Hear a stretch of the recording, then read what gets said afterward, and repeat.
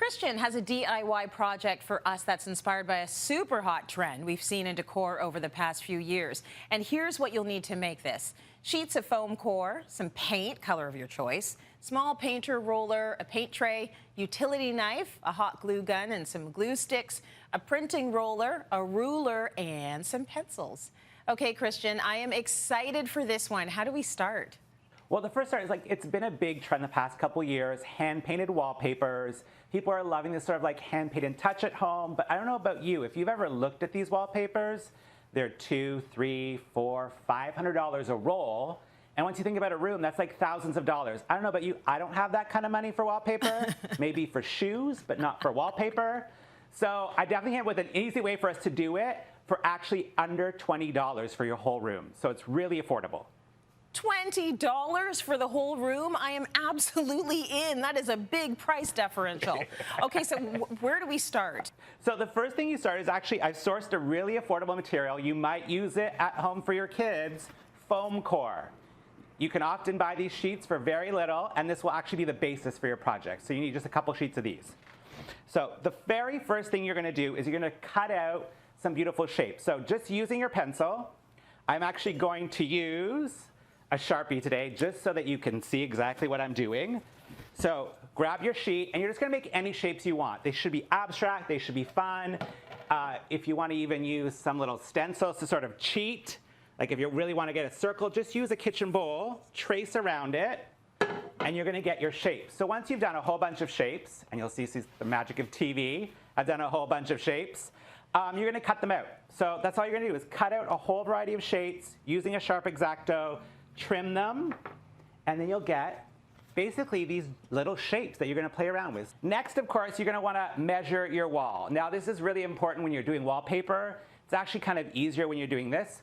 So the reason I'm suggesting sort of measure your wall is I say make sure it fits the exact panel, if that makes sense. So if you've got a wall that's 8 feet wide, why not make 1 foot or 2 foot panels so you don't have to worry about half panels? So it makes it really easy to do, right? No sort of extra cutting or trimming at the end, which is great.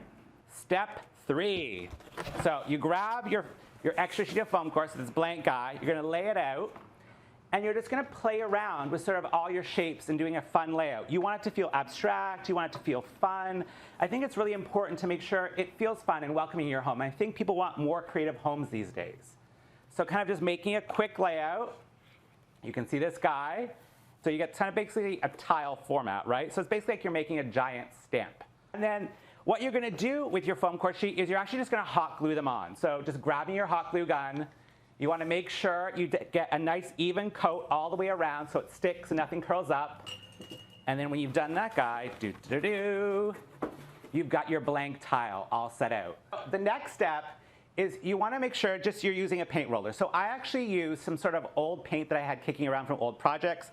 I actually grabbed a Benjamin Moore Oxford Gray and a Cushing Green. I'm going to use 2 colors just so I get a nice sort of pattern, makes it a little bit more complicated. So, and then you're just going to grab your foam core and just apply the paint to your raised section. So you can see I'm just doing it to this half circle.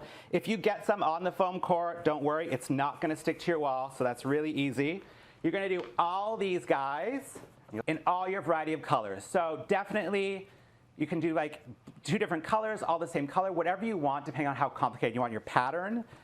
I would suggest if you wanna start easy, make just 1 panel. If you wanna be kind of more complicated, like I'm going to be, Tracy, you do lots of different panels.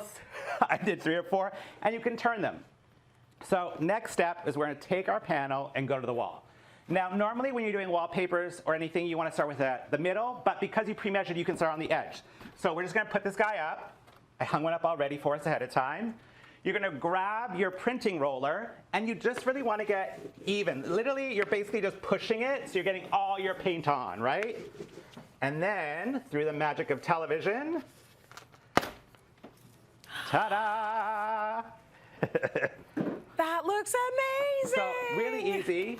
And then the one thing I found is it's gonna give you a really natural look, which is what I love. I have found in my house there's certain places where it doesn't touch exactly. You can just grab a little paintbrush if you want it to be more filled in and not so hand painted, and just touch it up. Even if you don't have a paintbrush, Trace, take your finger, get the kids involved. Fill it in wherever it didn't cover. You've got this perfect pattern, and just flip them upside down, back and forth, and you can get this beautiful abstract wall. Does it matter what kind of paint you use for this project? You could use craft paint if you wanted to, but if you want it to be durable and scrubbable on the wall, I would use any sort of interior latex in any finish you have kicking around in colors you like.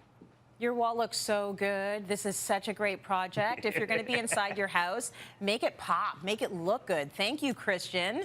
You always have such unique DIYs for us. So good.